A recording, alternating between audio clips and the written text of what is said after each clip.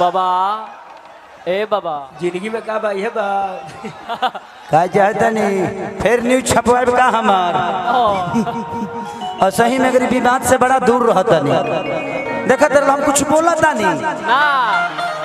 इस जीवन में एक चीज दिमाग में रख लीजिए, अगर किसी को गलत साबित करना होना तो सही चीजों को इंसान गलत साबित कर सकता है। कैसे कैसे हम सही बोली ले करो के 10 को गलती निकाले वाला कम बड़े जी ना जी। बहुत ही तुम्हारे अब देखिए, अगर हम आज मान के चलिए कि थोड़ा सा साइड हो जाइए ना, उन लोग को प्रॉब्लम हो रही है, थोड़ा सा साइड हो जाइए आप लोग, बाद में वीडियो बना लीजिएगा। इधर आते आप लोग प्रशासन के लोग से भी कह रहा हूँ थोड़ा सा पीछे हो जाइए। आप पीछे रहेंगे तो ये लोग भी पीछे रहेंगे, तो आप ही पीछे हो जाइए ताकि ये पीछे हो जाए।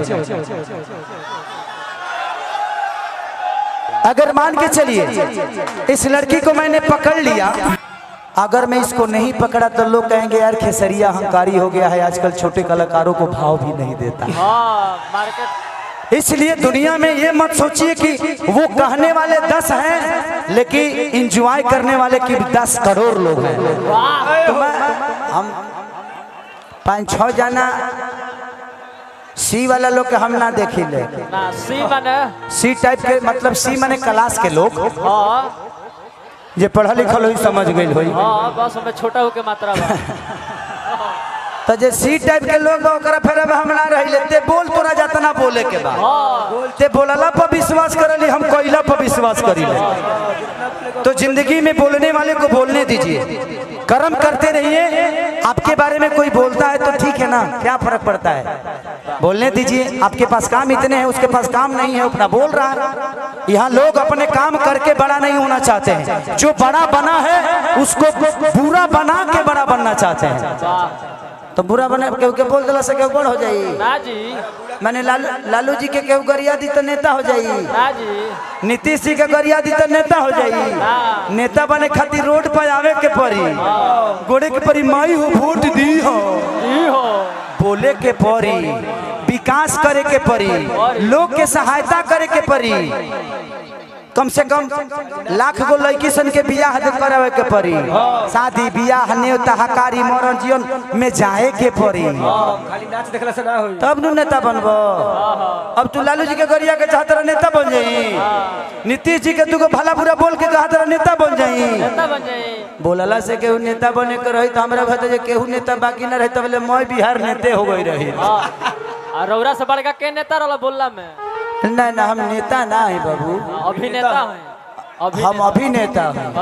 अभी यस यस अभी जो है जब माइक मिल जाता है कि नेते का रूप हो जाला, यस यस बट कोनो ना। यस वेरी गुड, बजा दी बाबा, बजाई। Love you love you love you.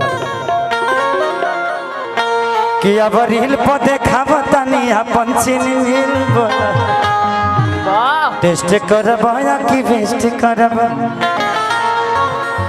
दुल्हा एकरा के ज्यादा मत दिखाओ ना तो छवि खराब हो जाए। जो ने बैठ, जो ने बैठ। एक बार हारमोनिया बजा दे, एक बार बर्फ बजा दी। ओकरा बाद एगो काम करिया कि हाय बिहार वाला लड़का बरांड होला, तो जिला छपरा के लड़का बरांड होला, और सही ना लड़किन में डिमांड होला। इधर आओ सुनो,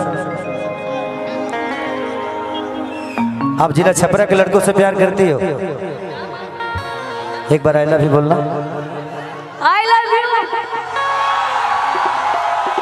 आई लव यू 4। देखो तरन हमर गोड़ तीन गो रिटायर बड़ा सा लागी पे जोड़, ई त पहिलो आएंगे विकलांग आगे लगभग स्टेज के छोड़। ये बहुत प्यारे सब लोग हैं।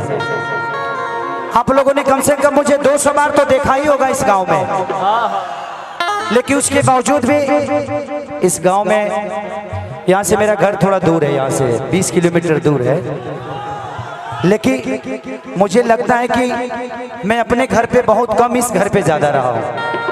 अब ज़्यादा बिजी की वजह से मैं नहीं रह पाता हूँ। बहुत दिन बाद आया हूँ, मुझे लगता है 6-7 महीने बाद आया हूँ, बट कोई नहीं।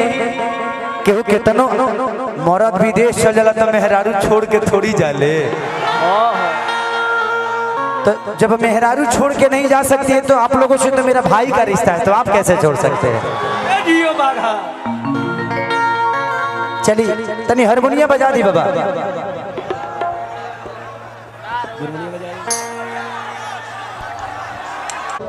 माइक हटाइयो कि हम प्रणाम करी ले। थोड़ा सा साइड हो जालो यार, मंचवा टूट जाए तो सब होते रह जाए कार्यक्रम। अब हम ढोलक उलक ना बजाओ दे बोलो, तनी उतर चलो भैया, पीछे चल चलो मर्दे। सजिंदा के बजाए में कठिन होता मर्दे।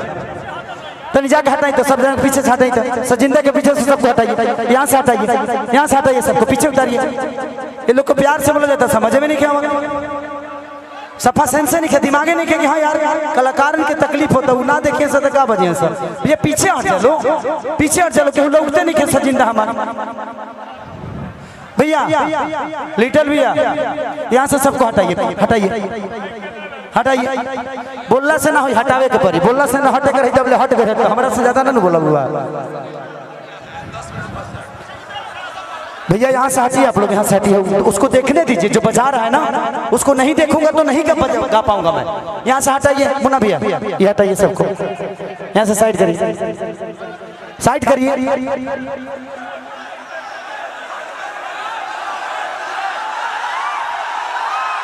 हटाइए सबको, हटाइए, हटाइए। उस समय से सब लोग अपने ही हैं, अपने हैं तो कम से कम अपना कार्यक्रम तो समझो जाता। आप लोग अपने अपने घेवड़ा है। सचिंदों को बताओ, आप लोगों ने इंस्ट्रूमेंट को उठा दिया, उनको बजाने नहीं दे पा रहे हो यार, ज्यादा हो रहा है, समझ में आ रहा है या ना? समझ में आ रहा है, जा साले उधर जा।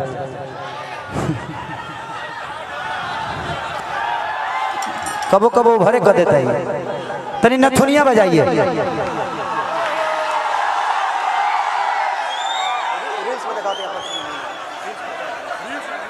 एगो और गाना हमारा फेवरेट बा, दिखा दे तनी शुरुआ, सब बंद हो गई।